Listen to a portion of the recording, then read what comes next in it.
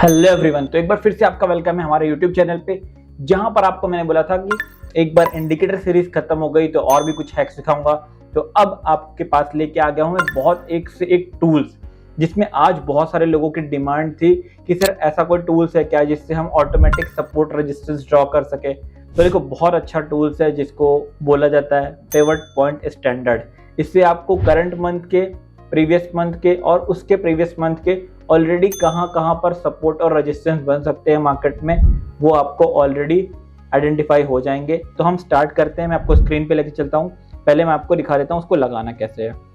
ठीक है, आपको यहाँ पर इंडिकेटर पे जाना है और यहाँ पर आपको डाल देना है pivot point standard. Pivot point standard select करना है तो आपको कुछ इस तरीके से ये सारी सेटिंग्स आ जाएंगे। तो ये आपको बहुत जंबल लग रहा है, आपको नहीं कुछ भी नहीं करना है उसमें, आपको सीधा ये वाली सेटिंग फॉलो करना है। ठीक है, आपको यहाँ पर टाइप में ट्रेडिशनल रखना है, पिवट टाइम फ्रेम में ऑटो रखना है, नंबर ऑफ पिवट आपको 4 सेलेक्ट करना है। ठीक है, और आपको सिर्फ पिवट पॉइंट को ब्लैक कर देना है, S1 S2 और यहाँ पर R1 R2, बस इतना सेटिंग आपको कर लेना है।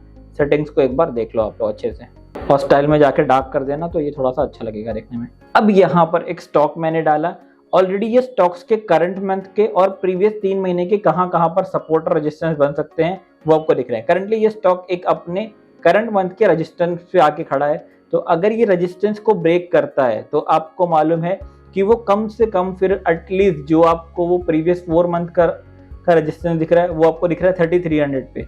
तो चांसेस है वो 3300 को टच कर सकता है और इसको ब्रेक करके और ऊपर जा सकता है। बट अगर ये स्टॉक फॉल होता है करंटली, तो ये सबसे पहले रेस्पेक्ट कर लेगा अपने ये वाले सपोर्ट को। ठीक है, जो ऑलरेडी देखो, जो पहले रेजिस्टेंस होता है, ठीक है, बाद में जब फॉल होता है वहां पर तो वो सपोर्ट बन जाता है। ठीक है, तो यहाँ पर एक कर सकता है। अगर उसको भी नहीं करता तो इसका सेकंड जो सपोर्ट है वो नियर बाई दिख रहा है आपको। सेकंड सपोर्ट पे आपको डबल लाइन कोरिलेट होते हुए दिख रही है। ठीक है, तो बहुत ज्यादा चांस है कि ये यहाँ से एक सपोर्ट ले ले।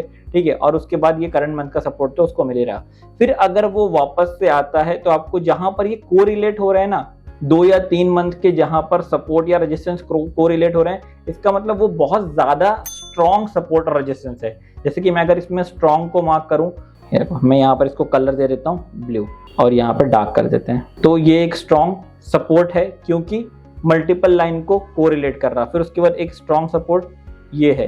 ठीक है, यहाँ पर मल्टीपल लाइन को कोरिलेट कर रहा है। इसी तरीके से अगर मैं स्ट्रॉन्ग रेजिस्टेंस आपको बोलूं तो ये आपके लिए स्ट्रॉन्ग रेजिस्टेंस हो जाएगा क्योंकि मल्टीपल रेजिस्टेंस को कोरिलेट कर रहा है। जैसे कि मैं आपको यहाँ पर अब इसको कलर चेंज कर देता हूँ और यहाँ पर मैं इसका कलर रख देता हूँ ब्राउन।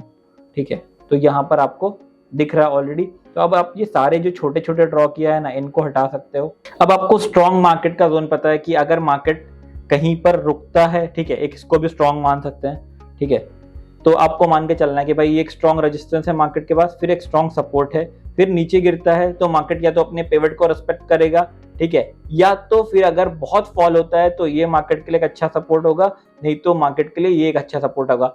तो ऑटोमेटिक आप अपना एक लेवल ड्रॉ कर सकते हो कि अगर आपको एक्यूमुलेशन करना है या डी एक्यूमुलेशन करना है तो किस तरीके से जाना चाहिए। तो आपको ऐसे नॉर्मली आप इसको यूज करोगे तो आपको बहुत जंबल दिखेगा, शायद आप उसको कर भी नहीं पाओ। लेकिन अगर आपने सिर्फ रिलेट किया कि अगर हमको लास्ट 4 मंथ के देखना है, अगर लास्ट 4 मंथ के आपको कोरिलेट होते हुए दिख रहे हैं, 2 सपोर्ट 2 रेजिस्टेंस, जैसे मुझे यहाँ पर 2 बिल्कुल साथ में रेजिस्टेंस दिख रहे हैं, तो बहुत ज्यादा चांसेस है कि यहाँ पर एक स्ट्रॉन्ग रेजिस्टेंस को पार्ट ले सकता है, बिहेव कर सकता है। फिर मुझे यहाँ पर दिख रहा है इसने अपना एक स्ट्रॉन्ग रेजिस्टेंस तोड़ा है तो उसके बाद उसको अच्छा मूव मिला है। इसी तरीके से मैंने 2 स्ट्रॉन्ग सपोर्ट मार्क किए हैं कि अगर वो गिरता है तो यहाँ पर 2 स्ट्रॉन्ग सपोर्ट। आप बोलोगे क्या इसको छोटे टाइम फ्रेम में यूज कर सकते हैं? बिल्कुल, आप इसको 1 आवर के भी टाइम फ्रेम में यूज कर सकते हो और उससे छोटे टाइम फ्रेम में भी आप जाके उसको यूज कर सकते हो। बस उसके लिए आपको अपने सपोर्ट रेजिस्टेंस जहां पर कोरिलेट हो रहे हैं आपको वो ड्रॉ करना पड़ेगा। देखो, अगर शॉर्ट टर्म में मुझे देखना है तो शॉर्ट टर्म में मुझे सबसे बेस्ट सपोर्ट यहाँ पर तीनों, ठीक है, यहाँ पर रेजिस्टेंस जो प्रीवियस था वो भी एक सपोर्ट बन के दिख रहा है और करंट टाइम के जो सपोर्ट है वो भी सपोर्ट दिख रहे हैं। तो ये 23,500 इसके लिए बहुत स्ट्रॉन्ग सपोर्ट था। फिर आपको यहाँ पर कोरिलेट होते हुए ये दिख रहे हैं, ठीक है, ऑलमोस्ट पिवट के साथ सपोर्ट दिख रहा है। तो आप यहाँ पर कोरिलेशन पे ध्यान दो कि जहां पर मुझे 2 से 3 मंथ के रिलेट होते हुए दिख रहे हैं ना, साथ में सपोर्ट रेजिस्टेंस दिख रहे हैं, मैं वहां पर ज्यादा उसको फोकस करूंगा। ठीक है, आप कितना भी शॉर्ट टाइम फ्रेम में जा सकते हो और कितने भी लॉन्ग टाइम फ्रेम में जा सकते हो।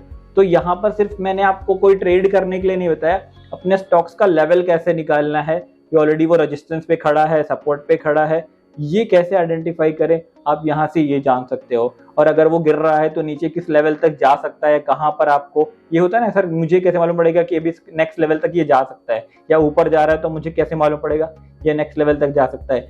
ये आपको एक अपना लेवल एनालाइज करने के लिए सिखाया है। तो प्लीज सब्सक्राइब करिए और लाइक करिए और बने रहिए।